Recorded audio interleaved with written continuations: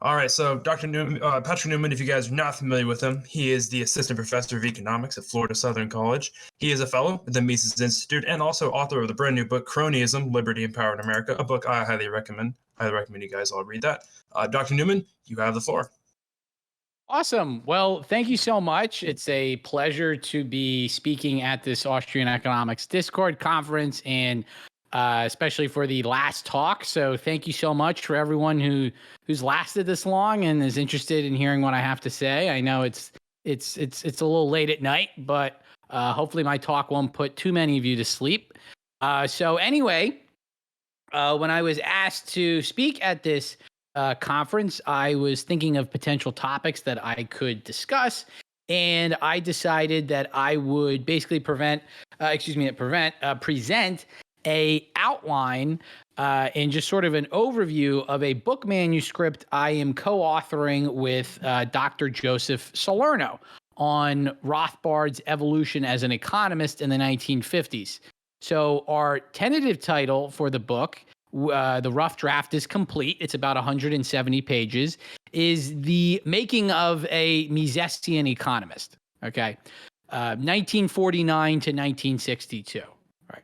So we're hoping, we're aiming that this book will be published by the Mises Institute in late 2022. So later this year or early 2023. Okay, so right around then. So it's gonna be about a year or so until the book will be out. But this is something that we've been working on for several years. So this is we're very excited that this will be coming out. My earlier book, Cronyism, which Rich mentioned, is mainly based off of secondary sources and goes through economic history and, the various books that have come out about, cronies looking for tariff protection and subsidies, et cetera. This book is primarily based off of archival sources.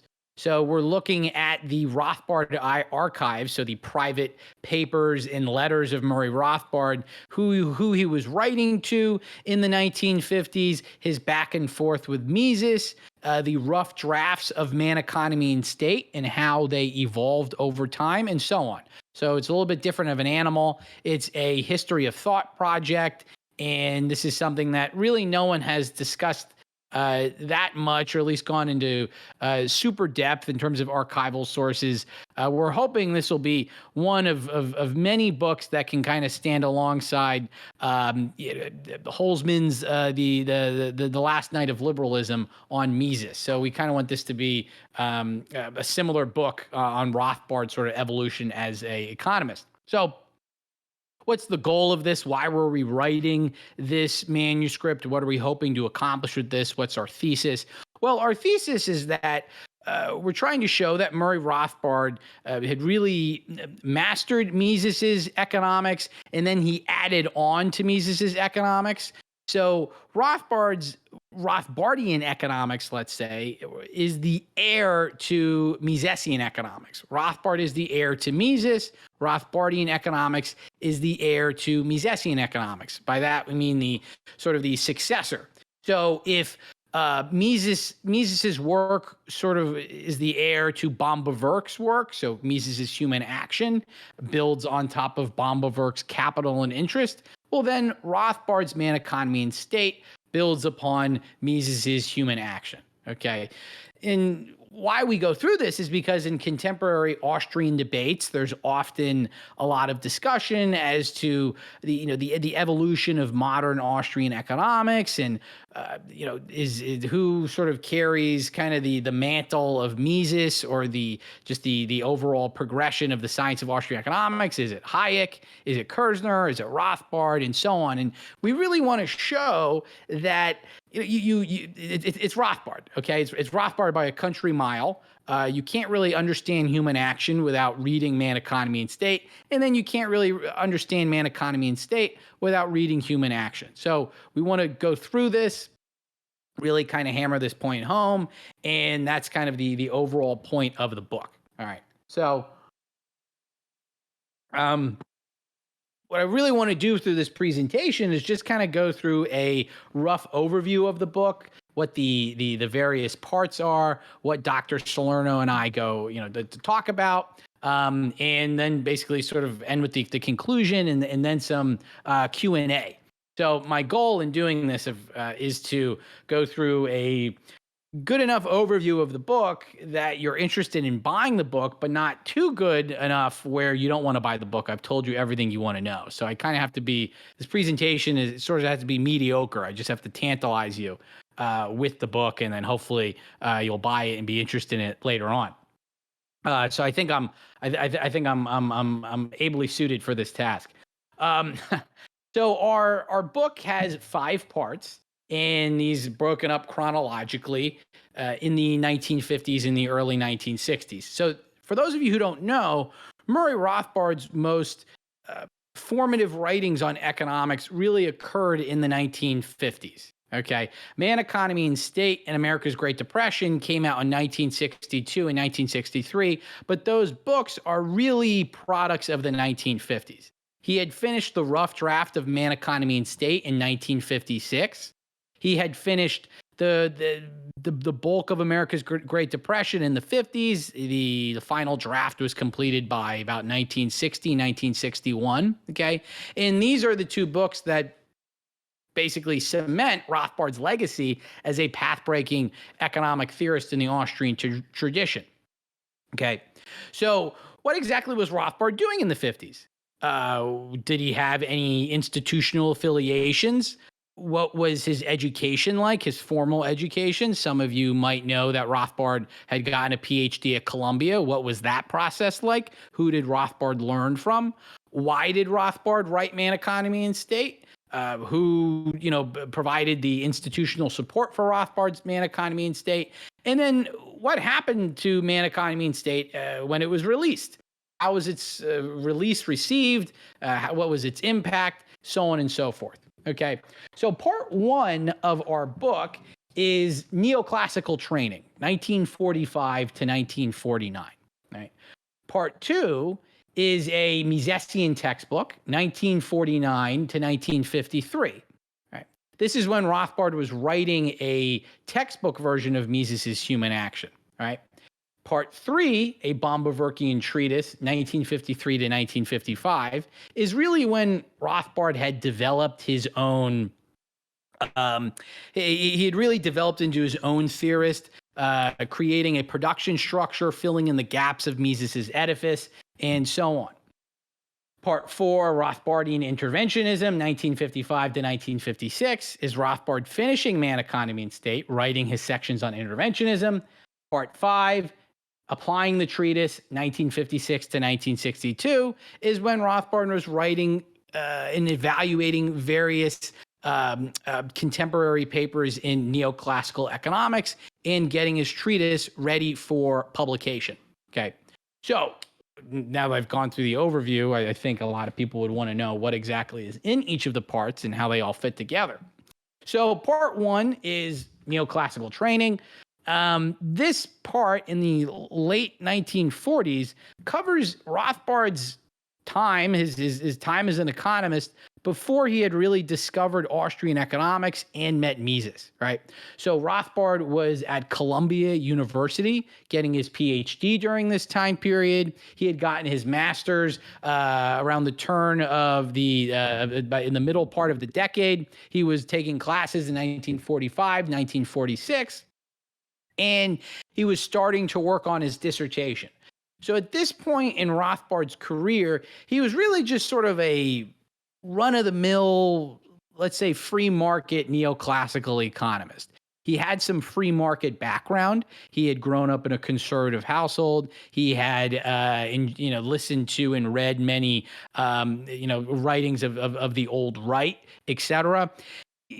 But he didn't really know what Austrian economics was to the extent that he had heard of Austrian economics. It was always discussed in the past tense as something that had happened in economics previously, but then Alfred Marshall basically decided that, well, it's no longer needed, and everything important in Austrian economics was subsumed under Marshallian economics. So during this time period, Rothbard is learning contemporary neoclassical training. He is learning about the positivist method and its critiques of the institutionalist approach. He's learning Marshallian economic theory and how it actually can lead to some criticisms of Keynesian economics. And he's working on a dissertation that's very fact and empirical based. Okay. So his big influences during this time were Arthur Burns. He later became chairman of the Federal Reserve, most famously, as well as Joseph Dorfman, who is a noted historian of economic thought. And during this time, Rothbard he'd been able to sort of figure out that there was various deficiencies, mistakes in the positivist method, in Keynesian economic theory, in various approaches to empirical analysis. But he wasn't able to realize that there were also mistakes in his own approach. So he learned from Ernest Nagel, a noted positivist, how positivism can lead to some very strong critiques of the institutionalist approach to simply just gather facts and a theory will sort of form out of the facts. But he didn't really realize at the time that positivism was not a good method for economic science. He hadn't heard of praxeology. He hadn't heard of Mises. He hadn't really learned of Austrian economics. He had written some papers on how Keynesian economics was flawed, okay? And he used his Marshallian economic training, his understanding of Marshallian price theory, to criticize Keynesian economics, but he wasn't really able to see that his own Marshallian reasoning was flawed. And he was working on this important dissertation with, under Joseph Dorfman's leadership on the Panic of 1819, sort of along institutionalist lines, so very fact-based and detailed empirical analysis, but there was no overarching theory, right, in his dissertation. So he had been able to master the institutionalist approach, but he didn't really realize that there were deficiencies in this approach. So if Rothbard continued along this path, he would have gotten his dissertation sometime in the early 1950s, and he would have gone on to be a fairly successful economist who got his PhD from Columbia. He would have most likely just been at a relatively good school, okay, researching and teaching, etc. And we probably wouldn't be here talking about him at all, okay.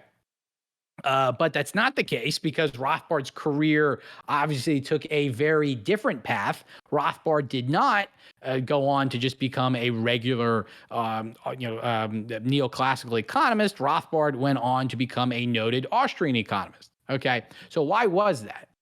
So Rothbard had learned of Austrian economics through the Foundation for Economic Education and the Volcker Fund.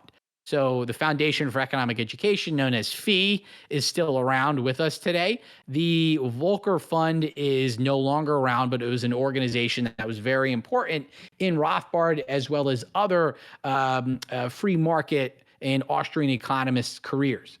So Rothbard in about 1946 was taking a class on price theory with the noted economist George Stigler. Right, he would later go on to win a Nobel Prize, is a very famous Chicago school economist. And Stigler was teaching about rent control and how rent control is ineffective, and it didn't work. This government intervention didn't work, and Rothbard found the reasoning very interesting. And Stigler directed Rothbard to a pamphlet he had written with Milton Friedman called Roofs or Ceilings, published by the Foundation for Economic Education, which was this relatively new outfit created about a year prior to this meeting in 1946. And Rothbard basically read the pamphlet. He contacted the Foundation for Economic Education. And from there, he really learned about the modern libertarian movement that was still somewhat in recovery since the time of the New Deal in World War II. All right. So Rothbard had learned of the Foundation for Economic Education. This was a relatively new organization that had been given money from the William Volcker Fund, which was for lack of a better words, a free market think tank that was using money to provide research grants and to fund scholarship to free market writers, including Ludwig von Mises. So the Volcker Fund provided the money for Mises to teach at New York University, okay, as well as for Hayek to teach at the University of Chicago in the 1950s. And so Rothbard, he was a very bright student. He was going to Columbia at a relatively young age. Columbia at the time was one of the top 3 economics programs in the United States, alongside Harvard and the University of Chicago. And so Rothbard had really impressed the Volcker Fund, and he soon learned about Ludwig von Mises and how he was coming out with a new book in the fall of 1949 called Human Action. Rothbard had read Mises's Human Action, and he immediately experienced the revelation. He said, "This is the piece I was missing in my economic career. This really shows the praxeology, Mises's system, really it highlights all of the flaws in the contemporary neoclassical paradigm that Rothbard did not learn about at Columbia." And so it was virtually overnight, looking at the relevant archival sources, that Rothbard experienced sort of an epiphany and really became a enthusiastic disciple of Ludwig von Mises. And Rothbard had impressed Mises greatly. He started to attend Mises's New York University seminar, which Mises was also starting up at that time. Okay. Mises was sort of currently languishing at New York University. New York University in the 1950s was not nearly as good as New York University in the 2020s. New York University in the 1950s was kind of where everyone else in New York went to college. Anybody could get into NYU. It wasn't seen as that good. That's why Mises was there. And even worse, Mises was kind of ostracized by the faculty. People just thought he was this outdated economic crank. But he was able to have this seminar, sort of a graduate seminar, that was sort of reminiscent of the Vienna Circle. And Rothbard started to attend this. And Mises asked Rothbard if he would be interested in writing a textbook version of Human Action. Okay. And so this is really the beginning of part 2, a Misesian textbook, right? Where Rothbard agrees to write this textbook of spelling out the basics of human action. You can almost imagine Robert Murphy's Choice, or his study guide to human action. That was what the Volcker Fund had wanted Rothbard to write. Okay. And Rothbard had written a sample monetary chapter that Mises had read, and he thought this was great. And so then Rothbard basically starts to work on this. And he decides to work full time on this project because his dissertation was basically delayed due to a fight between Arthur Burns and Joseph Dorfman, where Burns wanted Rothbard to do a lot of work on his dissertation, and Dorfman sort of bowed down to Burns, and Rothbard was kind of stuck. He didn't know what to do. And Rothbard ended up not defending his dissertation until about 1956. When Burns had finally left Columbia to go work for the Eisenhower administration. Okay. So anyway, as we go through, just Dr. Salerno and I, we talk about in part 2, Rothbard during this time period from 1949 to 1953, he's really writing what became chapters 1 to 4 of Man, Economy, and State. Right, where especially chapter 1 is just kind of spelling out the basics of praxeology, trying to present Mises's theories in a way that's easier for the intelligent layman to understand. Or if Mises had simply assumed that the reader knew a theory, Rothbard would go on to explain it. Okay, and he does this in chapter 1, right? Where he's talking about the basics of praxeology. He does this in chapter 2, where he sort of fleshes out the Austrian theory of price that Menger, Bomba-Verk, and Mises had sort of mentioned, but they didn't really ever, or Mises in particular, didn't really explain it in depth. And Mises never derived demand curves. So Rothbard derived demand curves using Mises's marginal utility theory, and so on. So part 2, Dr. Salerno and I show that Mises had really, Rothbard had really mastered Mises's economics. He had mastered Mises's methodology. He had mastered Mises's utility theory. He had mastered Mises's price theory and his monetary theory. right? And this was very, path-breaking. It was very important. It showed how smart and how intelligent Rothbard was and how promising of a scholar he was going to be. And this is basically our time where we're trying to show that actually Mises was in agreement with what Rothbard was doing. We use archival sources showing how Mises thought very highly of Rothbard's analysis of indifference, and how Mises thought highly of Rothbard's various papers on methodology, and so on. Okay. So this procedure, Rothbard's just simply writing chapters on the basics of praxeology, pricing, and so on. And he eventually gets to chapter 5, which is on production theory. Okay. And this is the beginning of part 3, a Bombaverkian treatise, right?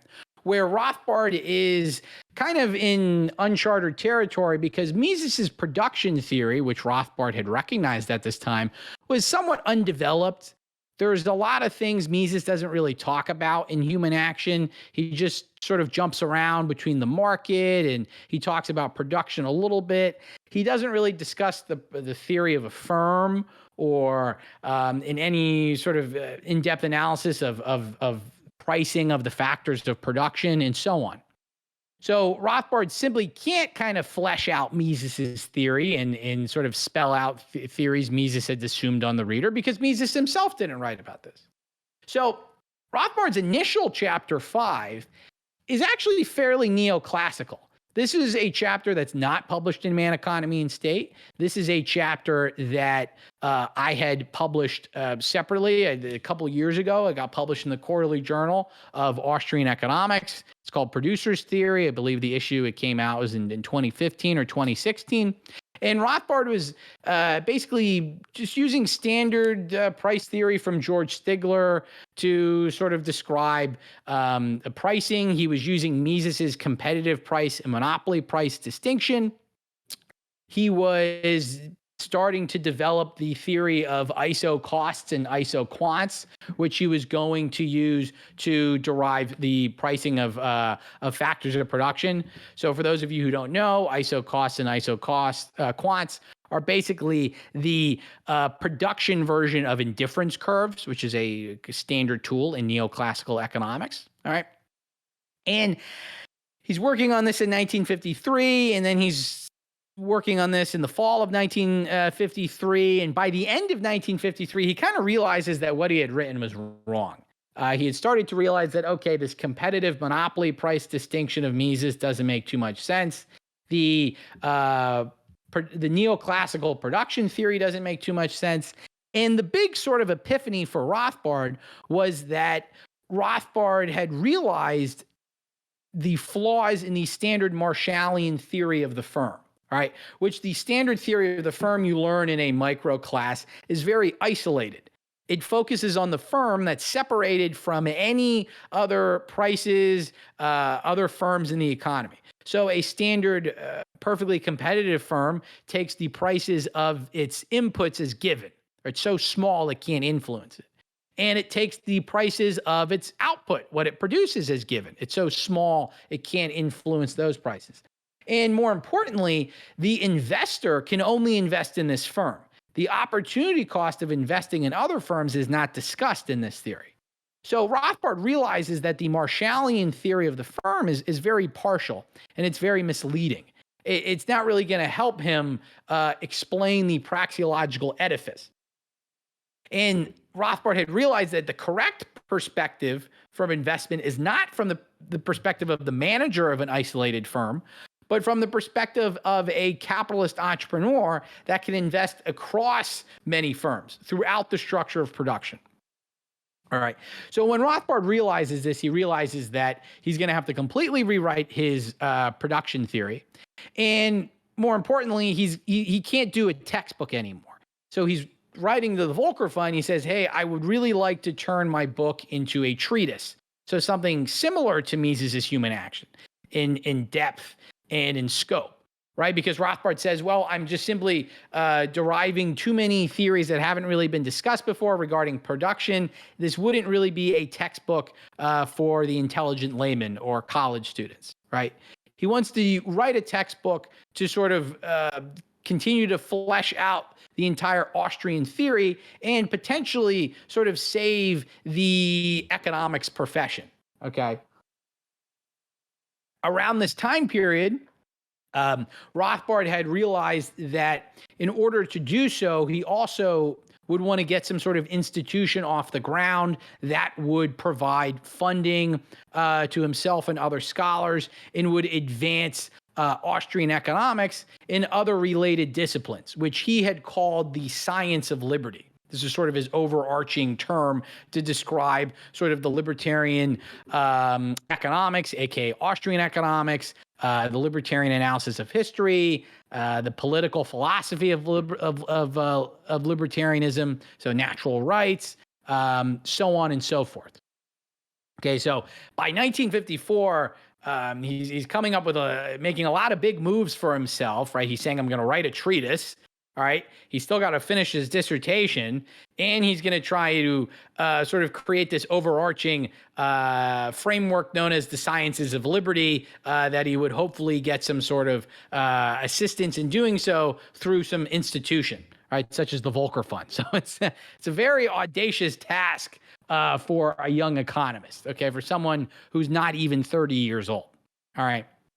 So as 1954 rolls around, rolls on, and it goes to 1955, Rothbard is continuing to flesh out his production theory. So he's trying to create an entirely new Bombaverkian production theory.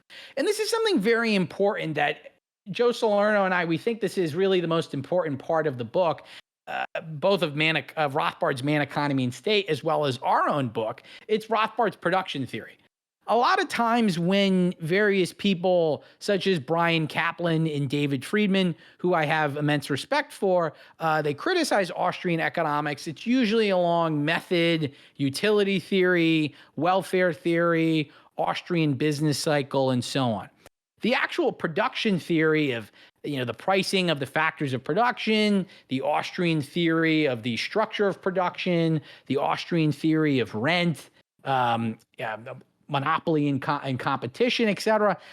That's not really discussed so much among the various critics, and it's unfortunate because this is a major portion of Rothbard's book. A lot of chapters in Man, Economy, and State, chapters 5, 6, 7, 8, 9, and really 10 are production theory chapters.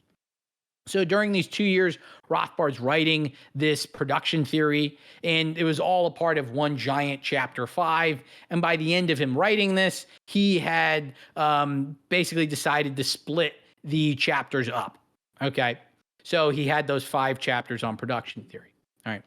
And he used his sample money chapter. That became chapter 11 of Man, Economy, and State. He made significant edits of that. So by the end of 1955, he had really had chapters 1 to 11 in the Man, Economy, and State. So then part 4, Rothbardian interventionism, we go through Rothbard finishing Man, Economy, and State by sort of describing this architectonic theory of interventionism, a framework of interventionism. Mises's human action, which Rothbard notes, is somewhat fragmented on the economics of intervention. He has a chapter on taxes, then he kind of goes into these various economic systems, syndicalism, corporatism. It goes into why a middle of the road policy must always lead to socialism, the crisis of interventionism, and so on. But it's not sort of an integrated system. And this is Rothbard's goal. He says, I want to create a welfare theory that can contrast the market actions with government actions. I want to have a typology of interventionism.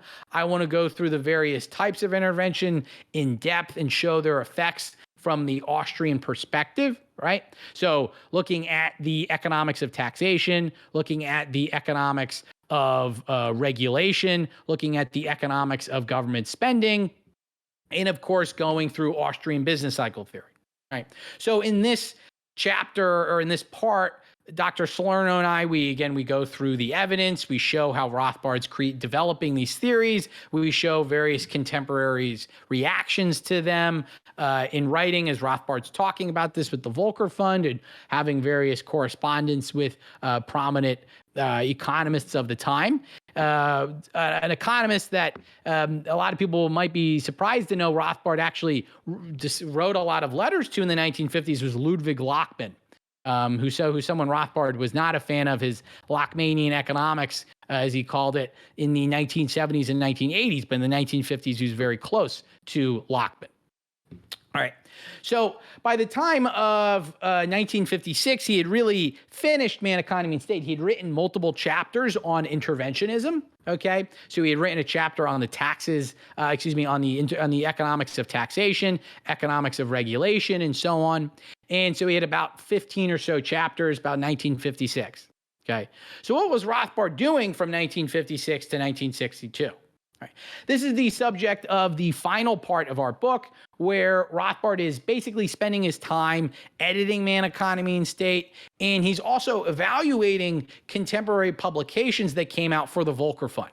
Rothbard continued to be employed by the Volcker Fund as a part-time economist, evaluating recent works that came out by other economists, particularly free market economists, such as of the Chicago School, Milton Friedman and George Stigler, Armin Alchin, James Buchanan, etc. In all of these critiques, some of which were published in Strictly Confidential, a book that the Mises published in about 2010, Rothbard is really applying his book. It's what he figured out in his book that makes some of these authors' arguments incorrect. Okay, so when they were right, he praised them and he added references to their work in his Man, Economy, and State. But when they were wrong, he sharply criticized them. So, for example, during this time period, Israel Kirzner was working on a book, a textbook version, sort of Austrian and Chicago price theory combined. It later got published as Market Theory in the Price System. Rothbard had wrote a very serious critique of this. And he was trying to say that Kirzner was falling into the same errors that Rothbard had fallen into when writing his original Chapter 5. All right. So there's various examples of this. We go through this. Rothbard at one point was actually offered a postdoc at the University of Chicago by Milton Friedman, but he had turned it down because he was working on America's Great Depression.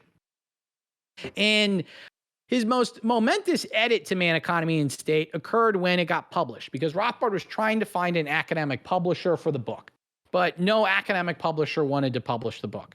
All right, for either reasons of length or the obvious reasons of what Rothbard was talking about, being a very strong proponent of the free market and even advancing a theory of anarchism. This was big stuff in the 1950s. And so the Volcker Fund agreed to publish it in its Van Nostrand series, which was, or it's called it was a series published by the William Volcker Fund that was published by an affiliate company called D. Van Nostrand. And unfortunately, Rothbard was asked to make a pretty significant edit, which was actually to cut out all of his chapters on interventionism and sort of condense them into one chapter. All right. So those chapters on interventionism later became Power and Market, all right, which got published in 1970. But he actually had written Power and Market alongside Man, Economy, and State in the 1950s. That's why the Mises Institute, if you buy Man, Economy, and State in one of their most recent edition, Joe Salerno has an introduction to Power and Market is included, because it's really the whole book is Man, Economy, and State. Okay. So Rothbard agrees to do this. He says, well, all things considered, it's not that bad if I can publish that part later on. And Rothbard's basically gearing up for the release of Man, Economy, and State. The William Volcker Fund is very interested in promoting the book. The William Volcker Fund is also giving a bunch of money to a new Institute for Libertarian Research, which was supposed to be called the Institute for Humane Studies. That organization, IHS, is still around, but it's a very different organization compared to its original sort of goals. And so by the time of Man, Economy, and State, was published by 1962, Rothbard's feeling great. He had finished this big work. He was getting the projected institute he wanted to advance his science of liberty and Austrian economics. This institute was going to have a lot of money. He could find full-time employment at this institute. Everything was going great. And then, unfortunately, it all sort of came crashing down in about 1962, right as the book was released, when there was various disagreements between Rothbard and Harry Ludnow, who was the head of the Volcker Fund, and it was sort of all of the sudden, Harry Ludnow basically decided not to provide the money for IHS, so the Libertarian Research Institute just never came into existence, and IHS basically languished for about 10 years or so. So this is something we go through in depth trying to describe. If you read some interviews of Murray Rothbard, such as one the Mises Institute conducted in about 1990, Rothbard goes through this event, which was obviously very big for him. But, it's the side of, 2 paragraphs in this interview. We actually try to explain, okay, why did the book not experience the release that one might have thought it would have experienced, given that it was so important? And so, this is the release of Man, Economy, and State in the 1960s. Rothbard's working on an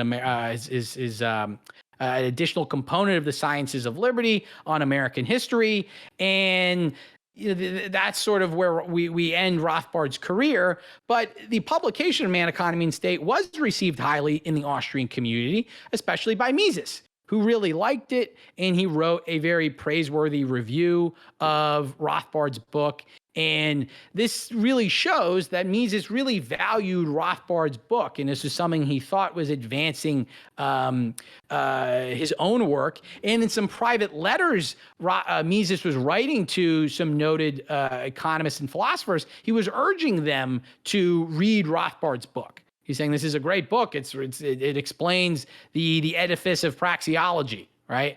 So this really shows that, even though it didn't get the release that Rothbard wanted to by the professional community, which it kind of sank without a trace, and they just sort of dismissed it as free market dogma, it was received highly by Mises, and that's in a sense what counts the most. In that Man, Economy, and State, and Rothbard's writing of it, in his showing that he understands Mises' economics, then he's building on top of Mises' economics. This really shows that he is Mises' heir. He's the one who's the most responsible for continuing the Austrian tradition, for continuing Mises, the economics of human action, and so on. So really what Dr. Salerno and I are trying to argue is that if we're going to show the ancestry or the evolution of the Austrian school, really goes from Bombewerk, Mises to Rothbard. This isn't to disparage Menger and Hayek. Rothbard used a lot of Hayek's work on the structure of production in Menger's work, but just in terms of the big treatises, it goes from Bombewerk to Mises to Rothbard. And that's really where we end our book. And that's where I'll end my presentation. And I have about 15 minutes of Q&A, so I'd love to hear your thoughts. If people have any questions, I'm happy to answer them as best I can. So thank you very much for listening to my presentation. Thank you very much, Dr. Newman. We have a few questions here for you. First one here comes from Dabchik, and he asked, was power and market and the interventionist thesis therein generally influenced by Rothbard's experience with the old right? That's a great question, and in certain ways it was, but it was less of Rothbard's theories of taxation and how taxation is theft. He was very influenced by Frank Chodorov, who was a noted sort of libertarian at this time.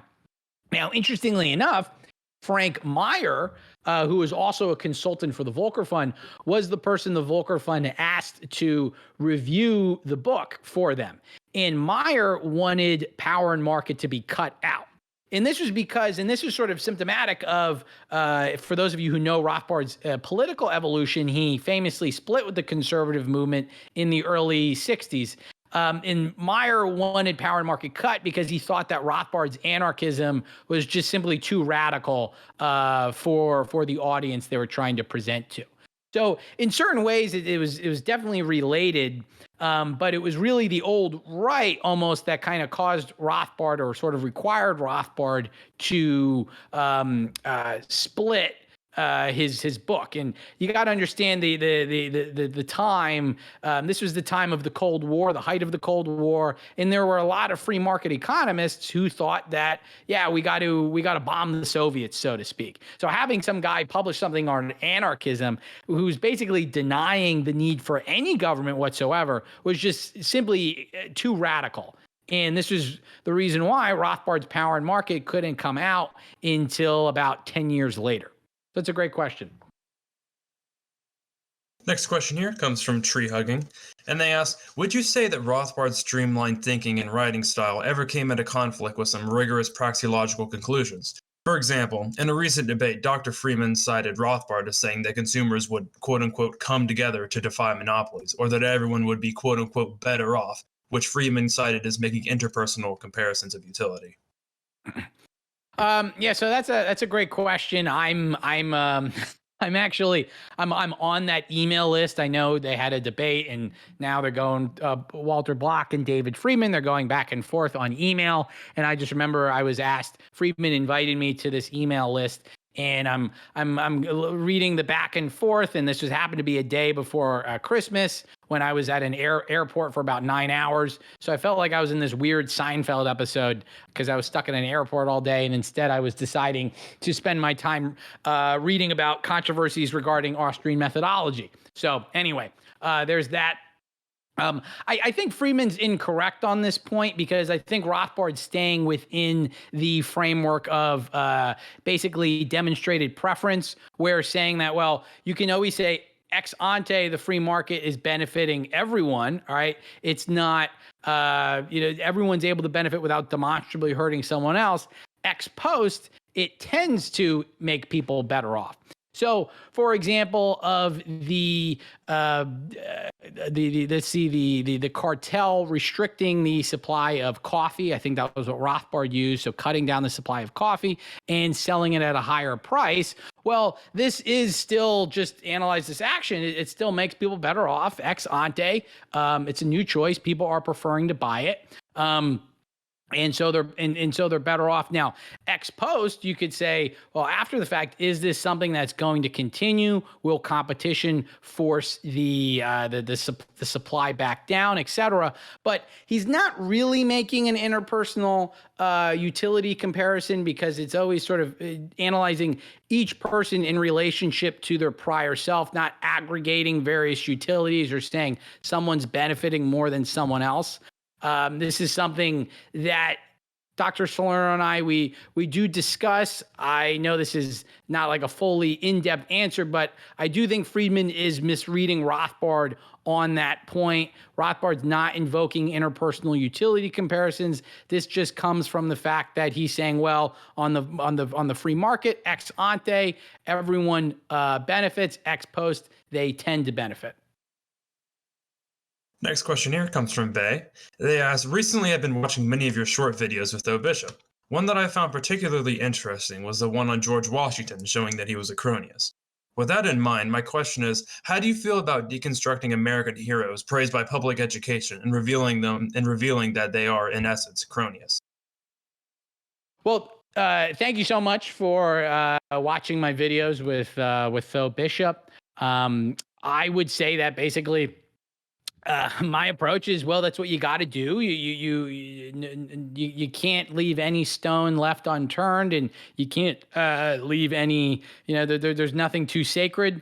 I think this is something I did in my own book, Cronyism, and this is something that I hope to continue on a sort of another book on the history of cronyism, from roughly the Civil War to about World War II. Yeah, I think it's very important to analyze various actors in American history and show their motivations behind particular legislation and why they thought they were going to benefit from this, et cetera. And yeah, this does lead to many inconvenient truths regarding some American heroes. But again, whether or not this puts someone in a worse light doesn't mean that it's inappropriate. Now, this tends to make the people who modern historians demonize actually view them relatively more favorably, and the people they love viewed less favorably. So Jefferson, who is very criticized now, I actually think he was all right.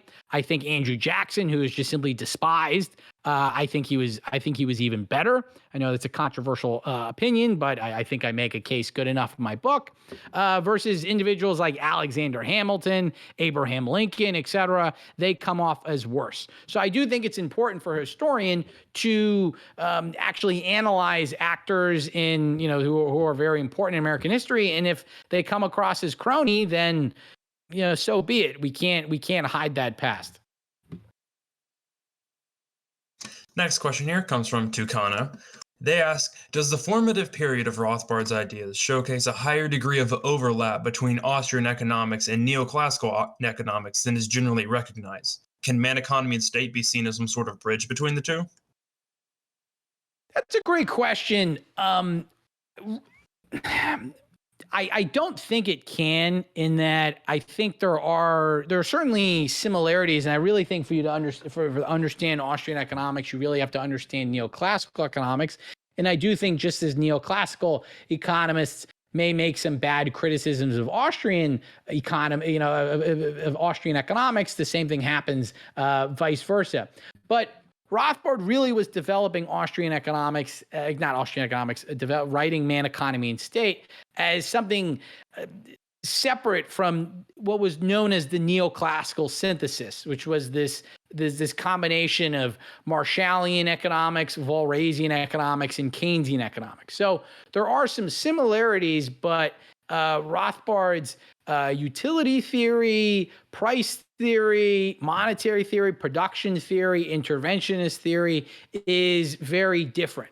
So I think Brian Kaplan most famously said this in a paper, Why I Am Not an Austrian Economist. He said, if Hayek is right, then neoclassical economics only needs to be revised.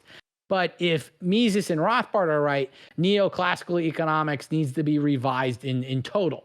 And to an extent, I think that's right. So I think if the Rothbard and Mises, if their arguments are correct, and the profession would have to heed to them, then there would have to be a lot of revisions in the mundane price theory and the conclusions of economics. So Austrian economics is in many ways a separate animal from neoclassical economics.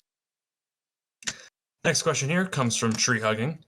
They ask, is it true that Patrick Henry had pre-existing tension with Thomas Jefferson because he thought he had acted cowardly during the Revolutionary War? Yeah. So as far as the record shows, I believe that's true. So John Kukla has a book on Patrick Henry. I think this is one of the most recent biographies of Patrick Henry. I highly encourage everyone to read it. There were various disagreements. At base, it was over the nature of executive power. And then this extended to during the Revolutionary War, when I believe, off the top of my head, both of them were governors of Virginia during this time period. So, and Henry was criticizing some of Jefferson's actions as governor. But one of the main sort of fundamental disagreement between them was Henry was sort of for a more vigorous governor or a more vigorous executive, and Jefferson was always someone who thought that the executive should defer to the legislature. So a lot of people don't know this, but in Jefferson's famous dissent on Hamilton's Bake Bill, he actually ends his writing to Washington by saying, well, at the same time, if Congress passed it, then, as president, you should defer to Congress, right? Because a lot of people at the time were very afraid of a strong executive because it could bring back fears of a royal executive veto or the royally appointed governor vetoing laws, and they didn't want an executive thwarting the will of the people. It was actually through later people, such as the Jacksonians, who sort of indirectly built off of some of Patrick Henry's arguments that, a strong executive can actually reduce cronyism by being able to hold the legislature in check. Of course, that leads to problems of its own, but that's a whole different story. But yes, Henry and Jefferson did split over some of over the proposed Virginia Constitution, the Revolutionary War, as well as some actions Thomas Jefferson took during the Revolutionary War while governor. Last question here will come from me. As the author of Cronyism book that you just published, I think it would be broadly categorized as a work of revisionist history, quote unquote. For better or for worse, I think that's how most people would categorize it. I'm just curious what your perspective is as someone who author of a revisionist history book, the importance of making sure that history is constantly being revised and we're constantly taking new looks at the events and the people of the past. Yeah, that's a great question. I would definitely write this as I not write it. I did write it as a revisionist history in the sense that I am trying to overturn or not just sort of provide a clarification or some criticisms of contemporary analyses of history.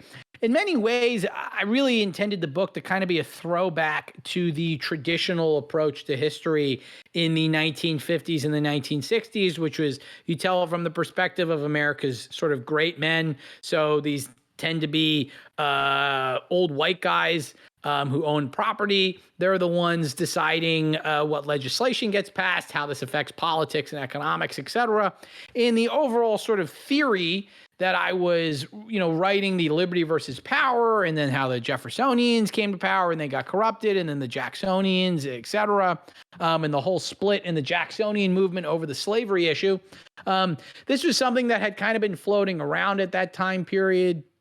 Rothbard himself had developed the basics of this theory. I think I found out he first explained the outlines of this theory to Frank Meyer in a letter in about 1954. And anyway, so I was kind of trying to make it a throwback to then, and to also sort of overturn just some traditionally held myths about various founding fathers and et cetera. The problem is in most history, in the 1970s, that's when you really started to see race, gender, and class become more prevalent in history. So a lot of stuff that people complain about now regarding the cultural Marxism or critical race theory, et cetera. This is actually started to develop in really in the history profession in the 1970s and 1980s. I was sort of trying to go back, revise, sort of show how that perspective is incorrect in many ways, and go back to the 1950s and 1960s, while at the same time also showing how that perspective is incorrect in many ways regarding how government intervention can benefit people, et cetera. So I do think revisionist history is good. Not all revisionist history is good, obviously, but I think the good history is the revisionist one, because it's providing a new perspective and it's sort of challenging the established consensus and really kind of providing a correct interpretation of various episodes. Well, with that being said, thank you very much, Dr. Newman, for joining us tonight and rounding out the end of our conference here. Before we let you go, is there anything you want to let people know about or anywhere they can follow you at? Yeah, so one, just thanks so much for listening. You can follow me at Dr. Patrick Newman on Twitter. Cronyism is available on Amazon. It can be purchased on Kindle, paperback, hardcover. I think the Kindle is like $3 or something. And also this current book that I'm working on with Dr. Joe Salerno, this will come out, as I mentioned, in late 22 or early 23. So thanks so much, and I hope you enjoyed my talk.